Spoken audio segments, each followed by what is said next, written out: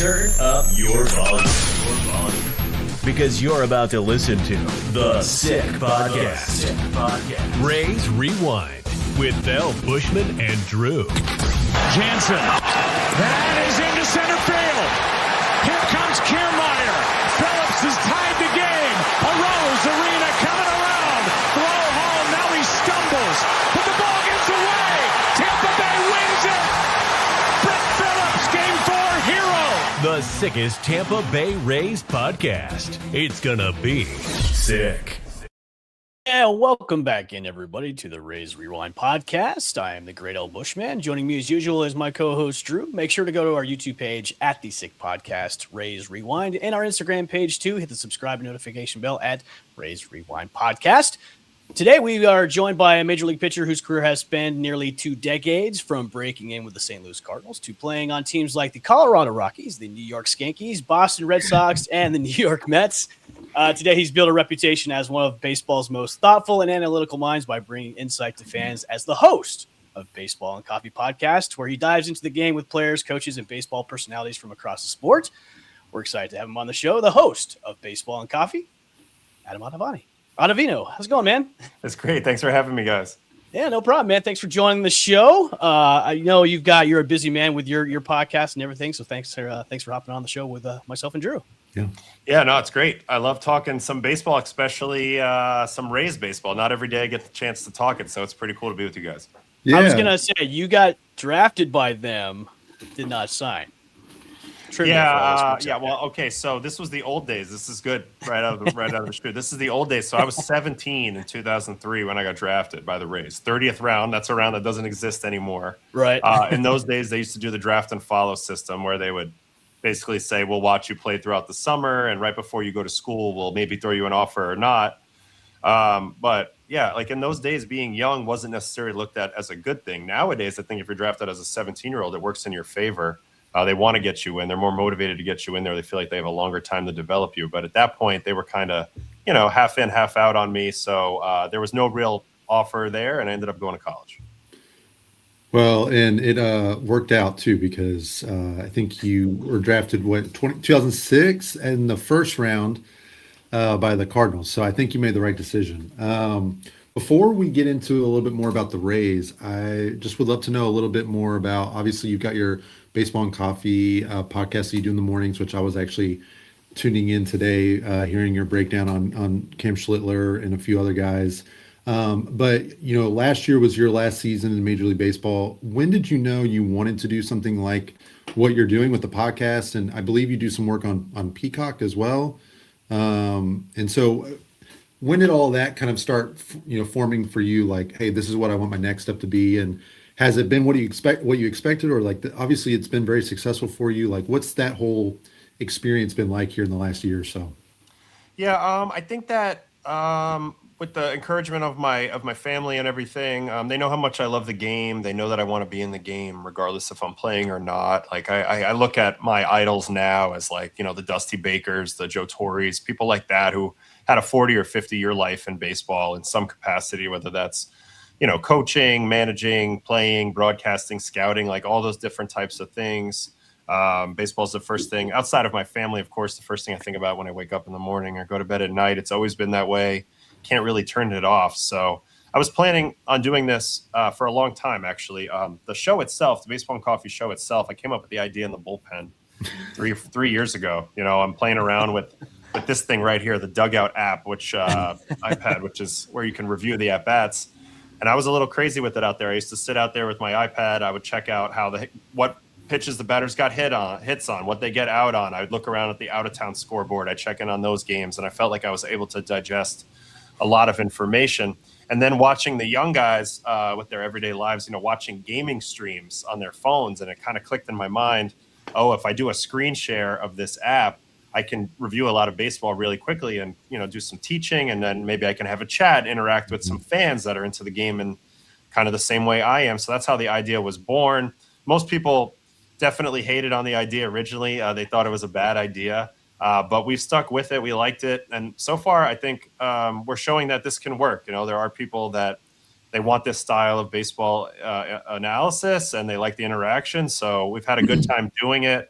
And it really helps me prepare for my broadcasting roles. I work with Yes Network and NBC Sports, ESPN. So now I'm watching a ton of baseball, and I feel like that really helps me prepare for those jobs. And so far, so good. We'll see where this all leads, but I'm having a good time doing it right now. The Dugout app is interesting, an interesting part of your show too, because I think people are always like, what are they looking at on the iPads? You see the guys that, they hit the home run and they're looking back, they're already on the iPad, watching themselves, or, you see them. And so it's interesting. I love watching the content you're putting out because not everybody, very few people have access, it feels like, to that particular app. And it just, we were talking about the other day, I've been on a different episode, just the angles that you're able to access, and you're not dealing with the broadcast. It's just baseball in its purest form. You're able to break it down is really neat. So I appreciate you providing us with all that insight. It's really cool.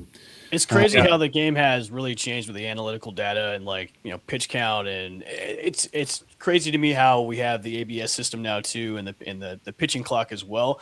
When you were coming up in the big leagues as a youngster and now, what was that biggest lesson coming from then to now? What was the biggest lesson that you kind of took approach when it came to pitching? I think that I was lucky because I'm in that age group where I really got to see kind of the whole transition, Right. Coming up under an old school regime that was considered the best in the game, with the Cardinals when I was coming up through the system. They were considered the best in the game in terms of strategies, player development, especially on the pitching side. But at that time, it was more around, things were more based on archetypes. So it was like, we have Chris Carpenter here. He's a great ground ball pitcher. We want to make everybody like him. So we're going to throw at the bottom of the zone, and we're going to limit extra base hits by getting balls on the ground. And, there was a lot of philosophy built around one strategy that they knew inside and out. And the tricky part with that, as you progress through time, you realize that cookie cutter archetype pitching development in particular, or hitting development, doesn't really work. One of the beautiful things around this game is that you can do it in all different ways, and there's lots of paths to success. So nowadays, as we've seen this analytic revolution come through the game, that kind of enlightened us to that fact. And now you see guys who lean into what they're great at. You've got guys like Shane McClanahan with the velocity, the jump off the mound, and that split changeup he has that fades away. That's his way of getting outs. It's different than Rasmussen, who's throwing the four seam at the top of the zone and the cutter off that line. It's different than Nick Martinez, who's throwing pitches down to the zone with the changeup with the big speed differential. So we've now figured out kind of how to optimize for each person's skill set and then add some skills around the edges there. And I found it very fascinating all along. And, I was a tough player to develop, I thought, in my own ways. I was set in my ways, and in some aspects I tried so hard to change, to try to be what somebody else wanted me to be. And kind of, it was this long process of a jumble there that eventually, when I got to the big leagues and I started getting actual information fed to me that mattered, and then more information grew and grew, I could then digest that and point myself in the right direction. So where we are now, maybe it's too much information, and it's a little overblown, particularly with player acquisition and stuff like that, the way that their players are constantly projected forward and maybe not evaluated as much. But for the individual player, the answers for the tests are now firmly out there, and it's your job just to go ahead and grab all those and then optimize yourself as best as possible. It's interesting. It feels like, so with the Rays specifically, we hear a lot from, we've actually talked with Nick Martinez this year. We just talked to him, I think, last month. Evan, it's already a few weeks ago. Yeah.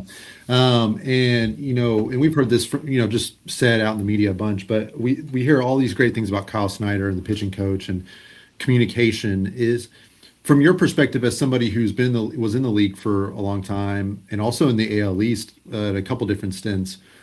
What is your perception of Kyle Snyder specifically, maybe I guess the Rays generally how they approach pitchers, because we hear so often about how it's just about communication with them. And it feels like with all the stuff that they've got to take in now, you said they have the answers to the test. Maybe the differentiator and what's separating organizations is communication and communication style. And it seems like Kyle Snyder is so good at that. And I'm curious, your perspective as a veteran, who's been around the game and, adjacent to the Rays, so to speak, throughout your career. Yeah, so obviously I never played for the Rays, but I competed against them hard a lot, and I've played with a ton of guys who went through Tampa Bay, through the Trop, and had a lot of success, working with Snide, and also Jay Bug or Jay Money, who's down there in the dugout, who's like one of the big analytics guys that's with them. And I do think the communication style that they have, there's no doubt that has been working. I mean, they take complicated stuff, but they boil it down and keep it simple. And the main objective, for the most part, is let's throw our best pitches over the plate with reckless abandon and stay stubborn with that approach and make sure that we're getting into good counts, and then go ahead and put these batters away. Let's not get cute. We'll make sure that we line you up with the proper run in the order that we think suits you the best. And I also think that's a big part of it too, is like the Rays don't have a lot of long-term expensive players that they have to kind of like force into the lineup or the bullpen rotation all the time. So they're able to kind of plug and play different skill sets in different scenarios, and they get a ton of buy-in on that. Guys go to the Rays and they know they're going to work with a great pitching mind like Kyle Snyder, and they know they're going to get put in a position to succeed. So usually they've been looking for a home, they're looking for a place to break out, and the Rays are providing that not only with opportunity, for actual playing time, but also opportunity within the right matchups. All those years when I was with the Yankees or the Red Sox, we come down to the Trop, and they always seem to have the right pitcher on the mound. They always seem to have a tough matchup, a tough problem to solve. And to me, that's a combination of, them being set up the way they are payroll wise and roster wise, but also, the simplicity of the message of Kyle Snyder and the freedom to say, you know what, let it fly. And if you get hit, you get hit, and we'll take the blame for that. But don't make the mistake of trying to go out there and be too cute. Fill up the strike zone. We believe in your stuff. Now go get them. And I think that goes a long way in the big leagues. Nick Martinez specifically is somebody the Rays, have gotten a lot of praise for that signing specifically. He's obviously I think going into today, I believe with Schlittler's outing yesterday, he is now the leader in ERA for AL.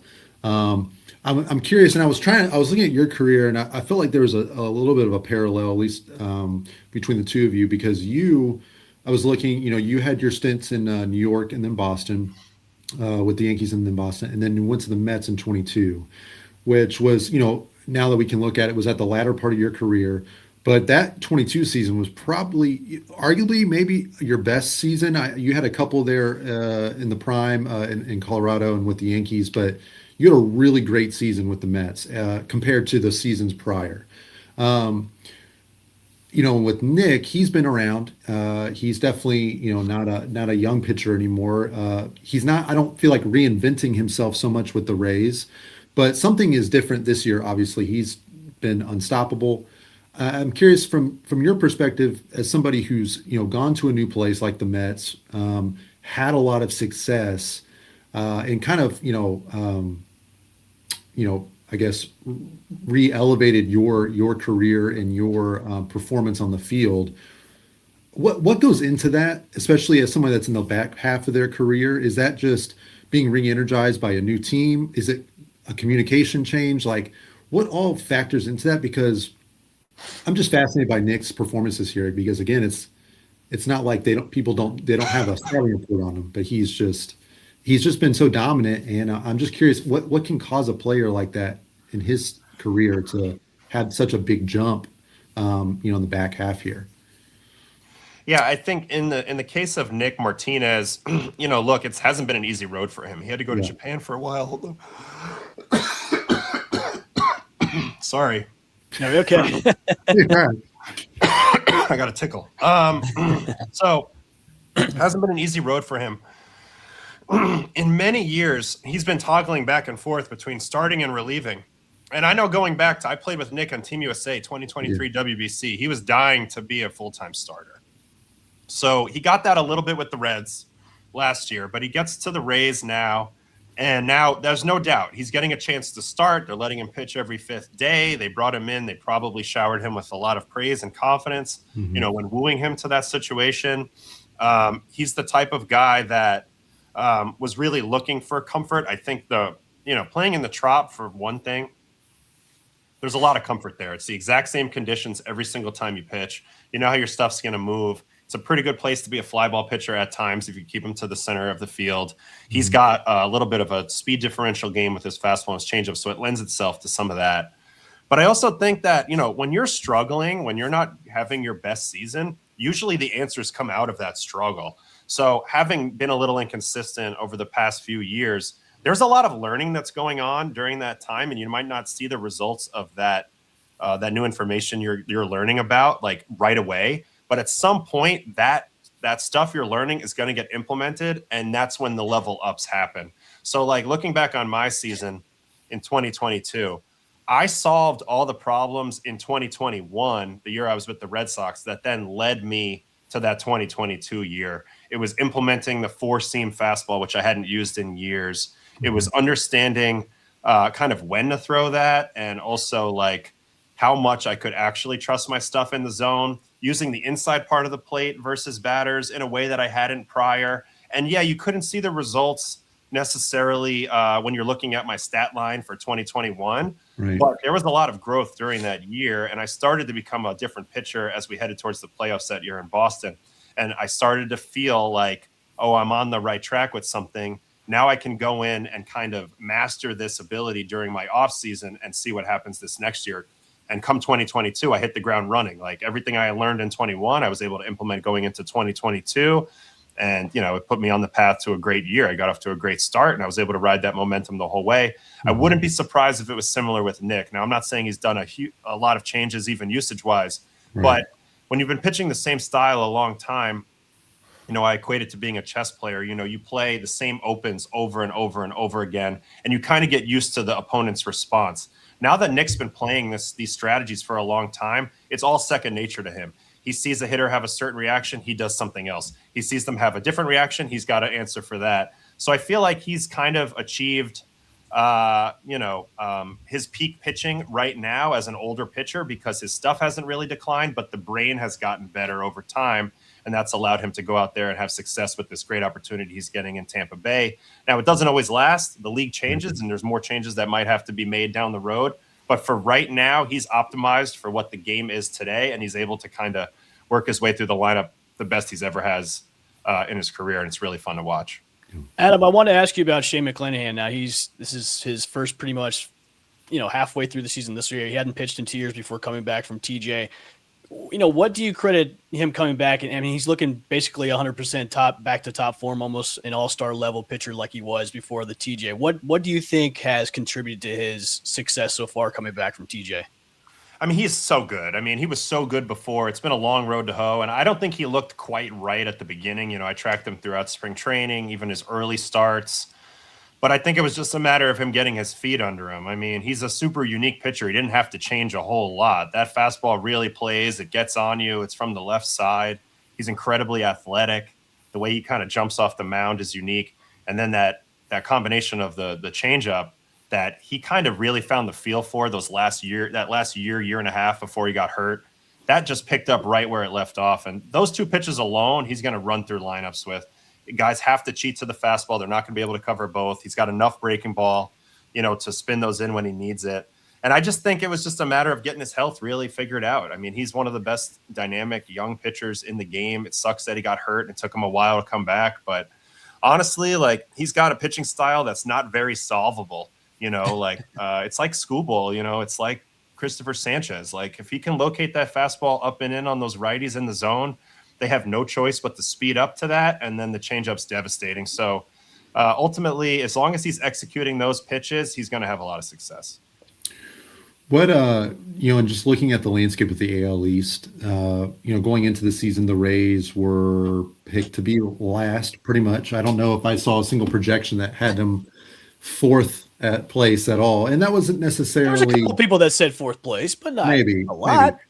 We were optimistic, of course, because it's hard for us not to feel optimistic at the start of the season. We were thinking maybe third wild card, and obviously there's a lot of season left to play, and they've certainly put themselves in a good position. But regardless, no one expected them to be where they're at. What's your thoughts on the division as a whole? I think right now, we've seen teams like the Red Sox and Blue Jays who, they obviously had higher expectations than where they're at now. They're off to slow starts. Same with the Orioles. The Yankees are pretty much where people expected them to be. How do you see the AL East playing out? And what chances are you giving the Rays to kind of hang on here? Because I think a lot of people are expecting them to fall off. And I'm just curious how you see this division playing out the rest of the season. Yeah, I would say like in the big picture, it's probably the most disappointing division in baseball so far. Blue Jays, a little bit of a World Series hangover, a lot of injuries. They haven't really played the way that we thought. Baltimore, I bought in a lot to what they did, even on the mound. That doesn't seem to have worked out as well yet. And they've had some regression with their young guys that we thought were going to be great in this window forever. Boston, same thing. Like I thought they would do more with the bats, and I think they're still a better offense than what they've shown. So that's been the disappointing part there. So those three teams have been disappointing for sure. The Rays are a tough team to handicap in an off season. You just don't know how all the pieces are going to fit together. There's obviously not a ton of brand names, although this iteration has a few.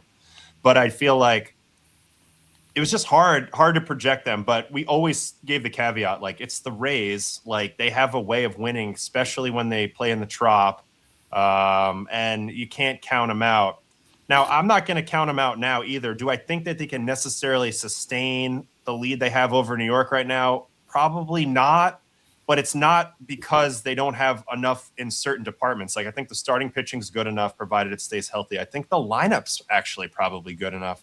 I think the bullpen, which is funny because those names tend to change a lot over the course of the year, particularly with the Rays. It's one of their strategies that has annoyed me at times, but really works. Like I can go back to the 2019 season. They were blowing through Stanek and a few other guys, and I was like, this is not sustainable. And then they go ahead and get 4 new good guys at the deadline. And I'm like, oh, they can just do that. They can go get 4 more guys. So I'm not going to say that they can't do it, but I do think from just a run scoring and run prevention standpoint, I do think the Yankees should be a little better than them over the aggregate. So they'll probably get them in the aggregate, but that doesn't mean that they won't compete for a postseason spot and be a tough out. Anytime you're going to have McClanahan, Rasmussen, at the top of your rotation, that's super nasty, and that can beat anybody. And I really love what they have in their lineup now. Like Chandler Simpson's a good example. Like last year, the defensive metrics were bad despite the speed. You go look at his Baseball Savant page; it's not impressive, but he's a very interesting guy to have in your lineup. He puts the ball in play. There's a ground ball factor. There's a defensive factor, and that helps set the table for the 2 elite hitters they do have in Junior Caminero and Yandy Diaz. So they have the real structure of a dominant, beginning to middle of the order here. And that's what, to me, is kind of undersold. Like those 2 players in particular, Caminero and Yandy, are elite in this sport. And as long as they have those guys and they can match up well around it, like they're going to be tough to face. So I don't know if they can win the division or not. I know they're in the lead right now. I would say barely probably won't, but they're a tough out. They've always been a tough out, and they continue to be a tough out. And I don't think that's changing. At the recording of this show, the Rays are down 2-1 against the Tigers. So, yeah, we were worried. The timing of this episode recording, I was like, oh shoot, it's right during the game. But you're probably doing us a favor. They look terrible the last couple of days. It's all right. It's all right. Nick's doing all right so far. It's only 2-1. It's all right. Adam, as we get closer and closer to the deadline, I know one of the areas that the Rays have been talked about is maybe adding starting pitching. Jim Bowden the other day mentioned Tarek Skubal's name that they could probably go out and trade for.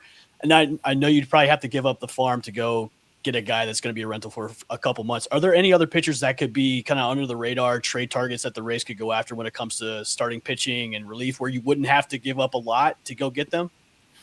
I don't know about. I mean, there's usually some mid-market guys that you don't have to give up as much for rentals and stuff. But like if they want to get put over the top, they probably do need like a number 1 or a number 2. Because they're going to have to win probably a lot of low-scoring games come postseason. So, like, the 2 names besides Skubal would be one name who I'd love to see them do it. I think it'd be fun. But also, like, Jose Soriano out in Anaheim, I mean, we'll see what happens there. He's got some team control, so he might be a little more expensive in a way. But I don't know. I really like what he's got going. I'd love to see what Snyder and them would do with him to even take him to another level. He's another guy I've been wondering what could happen there. But they're clever. They're clever. They'll make sure that they get guys that will that will help them fill a need that they have. And I have no doubt that they'll do that. As for the big swing, we haven't seen much of it with them, but I think this is a year of opportunity. The American League's down. You're probably going to have to take out Seattle or the Yankees, I would guess. At least one of those on the road to the World Series, but it's not like you're going to have to take down 3 juggernauts. So I would say it might be the time to fire that bullet, but will they? Hard to project. Yep. How hard is it? I think sometimes, at least I can't speak for Evan. I get, as a fan, it can be hard to understand the bigger picture of the season and get caught up in like the day-to-day results. And like right now, I mean, the Rays were cruising, and then they've lost 7 of 9, and it's the Yankees that timed up with a Yankees winning streak, and it's just all of a sudden it feels like they can't do anything right. How over the course of a season, especially one where you're competing, essentially for a play, you're going to be competing for a playoff spot, is it hard mentally to just like, they say to like flush like bad streaks like this and just keep pressing on? Like the mentality of a baseball player to me has always been fascinating because it is such a big picture sport, but it happens every day. So it's easy to get caught up in like what's happening in the present. How difficult is that just to maintain the strong mentality throughout the season of like, just pushing forward and I don't know, staying present with like, what's going on, but not getting too caught up in what's happening maybe game to game. It's really hard. Yeah. Tough sport mentally. Obviously, you have the 6 months to play, so there's almost like a safety net in that when things aren't going great. But at the same time, like you also have to recognize that you have to send the right message to your front office within the first 4 months. So you have to have some level of urgency. I think as a player, it's very helpful to split things up into chunks. I talked to Zach Britton recently on my show, and he talked about how he used to look at 10 game chunks for himself. I used to be even more narrow than that. I would look at 5 game chunks for myself out of the bullpen. And really, I would just try to have another good game after another good game after another good game. If I have a bad game, I want to reset it with a good game. And I think that's kind of the mode you get in the midseason as a team or as an individual. It's like, okay, we didn't win this one, but as long as we're coming out and our process is good and our level of compete and attention to detail is good night to night, then you tend to believe that you're going to win, 6 out of 10, 7 out of 10, majority of the time if you're a good team, and kind of keep the ball rolling. And then you're hoping to get red hot at some point, which will be a separator. You need 1 or 2 red hot moments, and you're trying to avoid those ice cold moments. So you have to have some level of a sense of urgency as a veteran player. I'd always worry about this a lot, just the vibes and like the feeling in the room, making sure people weren't getting too high or too low or too distracted. And to your point, staying present. But yeah, it's a little bit of a mental game that you play as a group and individually. And it's just, that's the name of the game, is kind of finding a way to put your best foot forward every day and leave the past in the past. Yeah. I got one more question for you. You played for a lot of really, I think what people would say are really good managers. Even in Colorado, I believe you played for Walt Weiss, right? Who is leading the Braves right now. You played for Alex Cora. You've played for Aaron Boone, even Buck Showalter in the Mets, and he's been around baseball as long as anybody. How would you compare Kevin Cash, right? Like, he's obviously on the, he doesn't have the age of a Buck Showalter who's been around for decades and decades, but he is the longest tenured manager now in baseball, and obviously his results speak for themselves. I'm curious, what your perception is of Kevin Cash and what you think makes him so successful as a manager for a team like Tampa can be such an enigma from season to season. I think he's great. I think that he's earned the respect around the league. He's the type of guy that I thought was going to jump ship to a big market. I remember when Alex Cora was suspended the year in Boston and they had an interim, I was like, man, it's going to be Kevin Cash, is going to get that job or whatever, because everybody knows how good of a manager he is. But I'm glad he stayed there. And I think it's important for an organization who has so much roster turnover to have some continuity at the manager spot.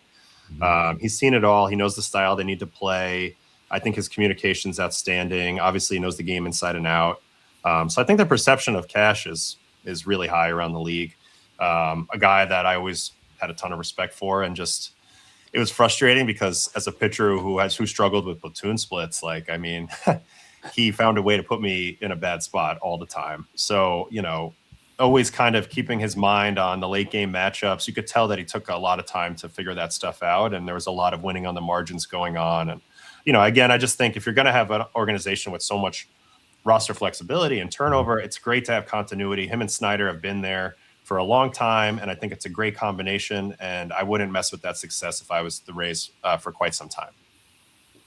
Adam, I want to take a look at the future of the game. We've seen guys that are throwing harder and harder each and every year. Like even the Miz is touching almost 105 when it comes to his fastball.